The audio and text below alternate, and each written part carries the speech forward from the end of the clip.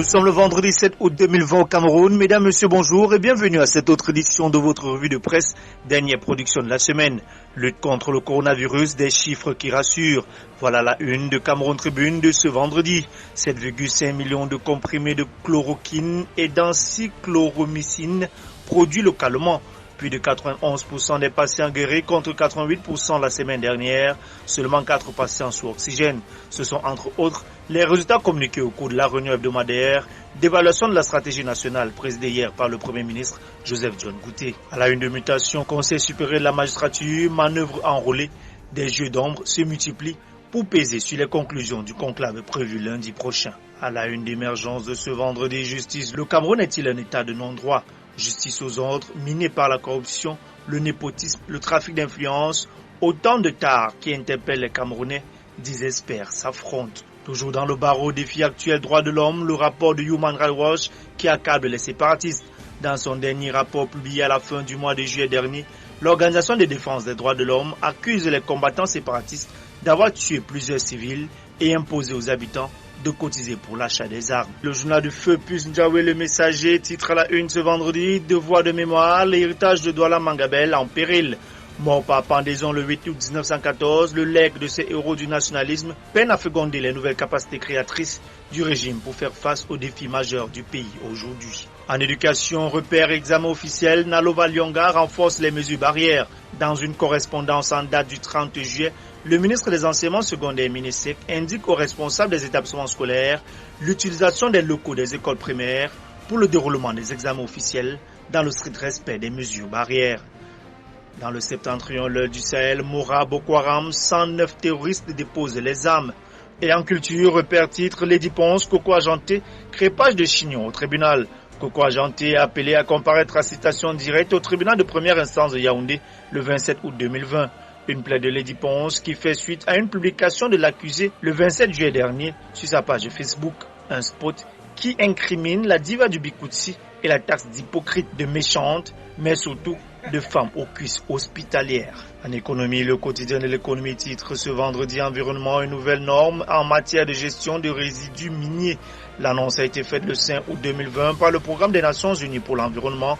Elle arrive dans un contexte où dans de nombreux pays, les déchets issus directement ou indirectement de l'exploitation minière sont abandonnés en plein air, entraînant de nombreuses conséquences. Toujours à la une de défis actuels en économie, cette fois-ci, Hydrocarbures SNH, 40 ans et toujours performante. L'entreprise publique a amélioré sa production et transféré plus de 9020 milliards en 20 ans à l'État. Des prouesses qui ont fait de cette société le leader du secteur des hydrocarbures au Cameroun et en Afrique centrale, selon le classement Jeune Afrique. De 1999 à 2019, les transferts de la SNH à l'État ont cumulé à 9020,76 milliards de francs CFA. Toujours à la une des défis actuels dans la sous-région Afrique centrale, CEMAC, Afriland First Bank a prêté 305,7 milliards aux États en 3 mois. Grâce à ce montant de crédit accordé au pays de la sous-région CEMAC, l'établissement bancaire de Paul Fokam Kamounié devient le premier créancier du marché de la BEAC. Toujours en économie, repère, institution de Bretton Woods, les Africains veulent plus que de bonnes intentions. Réunis par visioconférence le 6 août 2020, les représentants des 54 pays du continent auprès du Fonds monétaire international et de la Banque mondiale demandent notamment aux bailleurs de fonds l'annulation de leurs dettes. Le quotidien national Cameroun Tribune, accompagnement des PME, une vingtaine de projets seront financés. Dans le cadre du fonds de prototypage, 50 jeunes porteurs de projets sont passés hier devant le jury constitué de responsables d'institutions bancaires, de l'OAPI et de la SNI, entre autres. Pour la phase de pilote de cette initiative portée par l'APME, les entrepreneurs retenus seront accompagnés. Une enveloppe de 50 millions est prévue à cet effet. Et en sport, football, repère, football, comment la FECAFOOT a floué Tato?